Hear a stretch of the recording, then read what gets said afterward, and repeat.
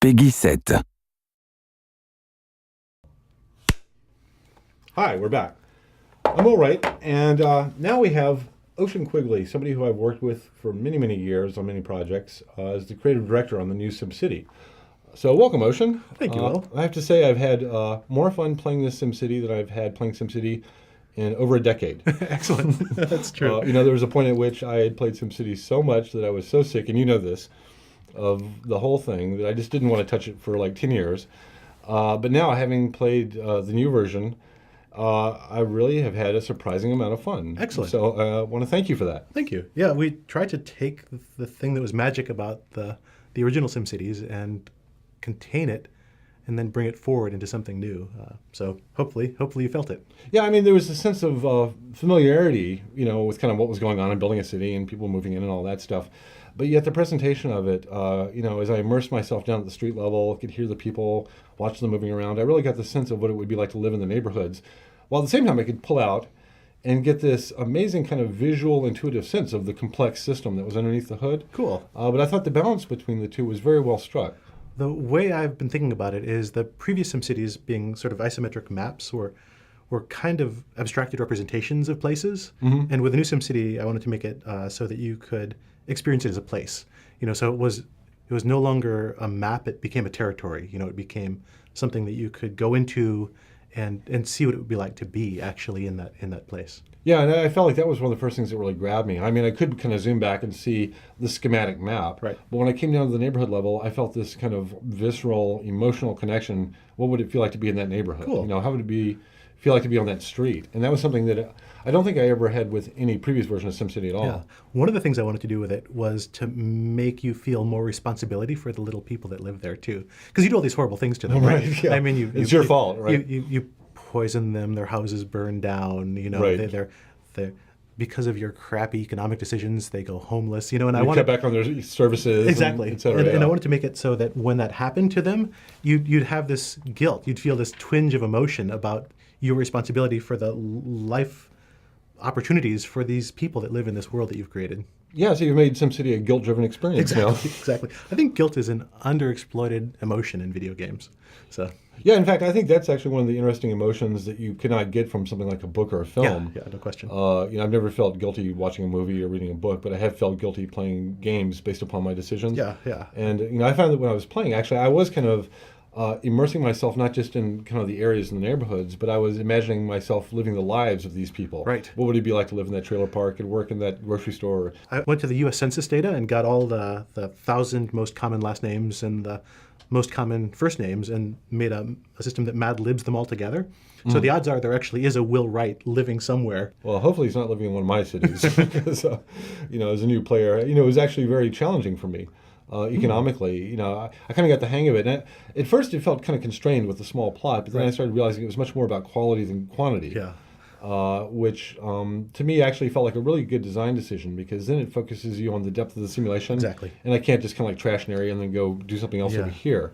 Yeah, the intent there was to make it so that there was so much more resolution to what was going on in any given area that you could dive down to it and then get essentially lost in what's going on in the simulation and the detail, the movement, the emotion, and then pull back and get the kind of the bird's eye view, but that there'd be things for you to go down into and see. Opting for depth of simulation as opposed to having something inert and large was a real conscious design decision. I'm curious, when you play, because I find that when I'm playing, I'm kind of at the map level about half the time, but I really spend about half my time down at the street level just getting a sense, like an emotional sense of what it feels like to live there. Do you still find yourself, having done all these kind of elaborate graphics and spent so much time, achieving that immersive experience, do you still find yourself kind of going down to that level and just kind of living in the city? I probably spend the bulk of my time down at that pretty close to ground level, just seeing what it's like in a given spot.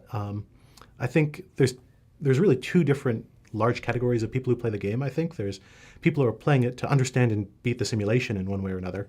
And I'd say that the majority of the developers on the team are that kind of player. Right. And then there's people who are playing it because they want to build some environment and sort of feel what it's like to be in there and express some vision or fantasy about what the sort of world they'd like to build is. And I am very much in that camp. So I build stuff for 20 minutes and then I spend 45 minutes just kind of like wandering around at street level, looking at things and kind of tracking people and seeing what they're doing, and then taking screen captures of things, and then I'll zoom back out and I'll do another 20 minutes worth of work, and then I'll spend another 45 minutes zoomed Yeah. in playing around with things. So it's kind of strategic up here and then experiential down there. I think so. Yeah, yeah. When you zoom down, that's when you start experiencing the people as people, and the activity of the city as something that's affecting them, as something that's... Yeah, I found I spend a lot of time following like a police car and just kind of imagining what their daily beat is like, Yeah. And as they drive through different neighborhoods, I'm getting a sense of, oh, that's a kind of a scary neighborhood. That's a nice neighborhood, Yeah. And I really like that it's almost a narrative that you're building, through 1,000 different eyes Yes. of what your city feels like to live in. But yeah, and each one of the little Sims, they're trying to live their lives. You see a little Sim walking down the street, it's trying to go shopping, it's trying to get to the hospital, it's looking for work. And the city emerges out of the sort of the tapestry of all those threads of Sims walking around and trying to do things. Right. It's not kind of an abstracted top-down thing. It's very much a bottom-up thing that's built out of all those stories. And I think it's part of where the guilt comes from is that I kind of feel that they're very earnest and they're really trying their best to get a job, Right. to do this, and to do well, but they get thwarted by decisions you've made up here at the strategic level. Absolutely. You didn't build a good street, or there's no school for them to get an education, and that's when you start feeling like you're the one holding back their lives. And I think that fundamental decision to redo the simulation as a bunch of agents and objects enables sort of that close reading of the simulation and the larger emergence of the whole sort of state of the city out of those thousands or millions of individual stories. Yeah, Snow and I discussed that a bit. I mean, it does feel like a very fundamental shift away from kind of a spreadsheet experience to now kind of a terrarium with thousands of little creatures living their lives absolutely. inside of this box. And it did feel like that in playing the game. I did feel like there were thousands of little agents living their lives, driving cars, waiting at bus stops, going to school, all those things. And that authenticity, I think, gave me a totally different emotional connection to the experience, that I was having as a mayor. Yeah, I think it's pretty satisfying to see the consequences of your actions on the actual lives of these little folks that live down there. Like you bulldoze a factory and the little people that used to work there are now unemployed. Right. And you see them get kind of desperate as they go around looking for additional jobs, looking for some way to get money to pay the rent. Right. And then eventually, their cries for help get feebler and feebler and feebler, and then poof, the house goes abandoned. You see the little family leave and be homeless in the park. Yeah. And you're like, I did that. Like I as a player made those decisions that carried out. I decided early on in the game that if the little Sims couldn't be made to suffer, you wouldn't care about them. If they were invulnerable, if they didn't need anything from you, If they just poofed and disappeared. yeah, exactly. Then you wouldn't have any reason to care about them or care about their well-being. But by making them fragile, by making them people that need your help to live their lives, you feel a sense of responsibility and compassion for them, I think. And that's one of the things that gives the game emotional heft. Yeah, and I think that's kind of remarkable. You think of strategy games as being things that are very abstract. I don't really care if I lose a pawn in chess. Right. But to take that kind of strategic depth and gameplay and turn it into kind of a deeper emotional experience, I think that so much of the technology that you put into this, the visuals, the sound, etc., are toward that end. Right. And it's not just a matter of adding lots of bells and whistles or just making the graphics look prettier, but it really is toward the end of getting the player emotionally connected to this complex thing that they're building. And I think that was actually part of your genius with taking real-world objects like cities and people as your subjects. They come loaded with all this emotional meaning. And so all you need to do is tap into it. We all have experiences of what it's like to be in trouble, or what it's like to look for something and not find it, or what it's like to get a job when you need a job. And so, or to be in a scary neighborhood, exactly. or to be in a nice park. Yeah. And so you're not trying to convince somebody what it's like to be a space marine, for example. You're trying to take these common, mundane human experiences that everybody has and build a system that taps into those emotional states. Right. It's reflecting your own experiences back to you. Yeah. But now you have a totally different level of kind of responsibility and control over it.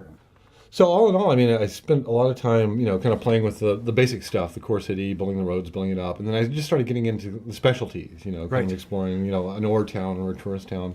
And, I was just trying to really get a glimpse of the diversity of cities. Not every city is going to be this monolithic, one-size-fits-all thing. But in fact, you get these totally different flavors of cities. And that's something I'm just kind of getting into. And also the idea of the region gameplay and trading with neighbors. Right. the kind of multiplayer thing. But I've been just remarkably impressed, not just with this as a game, but with my history of this and how much time I'd spent thinking about it, to be kind of surprised and delighted as much as I had by such a new interpretation of it. Right. It must be like seeing your kid go off to college and then come back years later.